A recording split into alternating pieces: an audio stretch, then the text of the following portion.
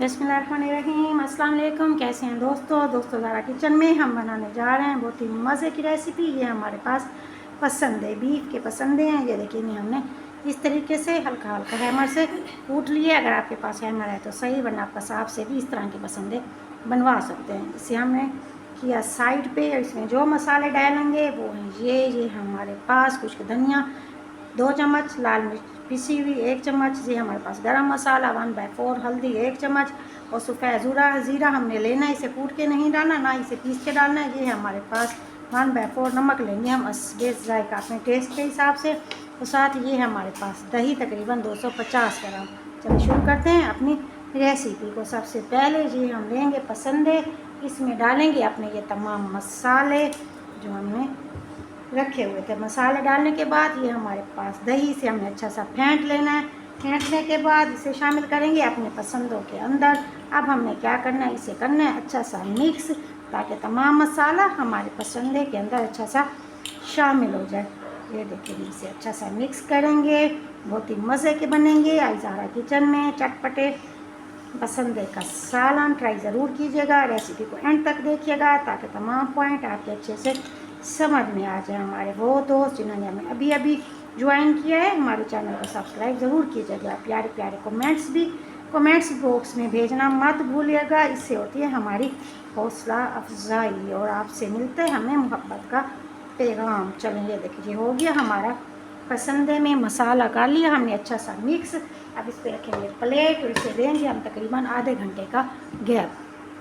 बिस्मिल्लाहिर्रहमानिर्रहीम। सबसे पहले देगची में हम डालेंगे आधी प्याली घी और साथ इसके साथ डालेंगे खड़ा गरम मसाला। जैसे करकराना शुरू होगा, साथ ही हमने शामिल किया इसके अंदर 2 अदद प्याज हमने की थी बारीक स्लाइस। जैसे इस कलर में आएगी प्याज हमारी हल्की ब्राउन। अब हम इसमें शामिल करेंगे ये हमारे पास अदरक लहसुन पेस्ट तकरीबन 3 से 4 चम्मच। शामिल करने के बाद इसे अच्छा सा प्याज के साथ भूनेंगे ताकि हमारे अदरक लहसुन का कच्चापन ख़त्म हो जाए।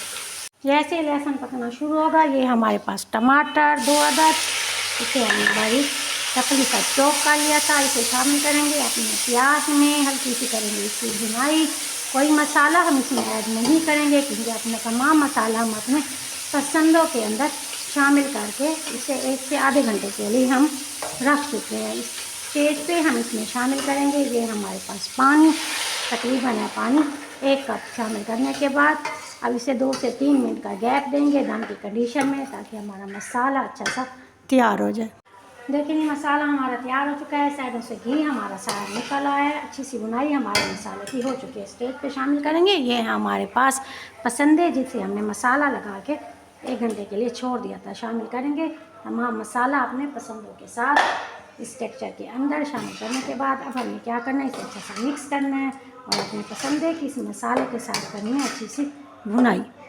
जैसे इसमें बबल बनने शुरू होंगे, स्टेज पे हम इसमें शामिल करेंगे तकरीबन 2 गिलास पानी। शामिल करने के बाद इसे ढक देंगे दम की कंडीशन में, ताकि हमारे पसंदे का गोश्त अच्छा सा गल जाए। बिस्मिल्लाहिर्रहमानिर्रहीम। चलिए चेक करें अपने पसंदे कहाँ तक पहुँचे हैं हमारे पसंदे।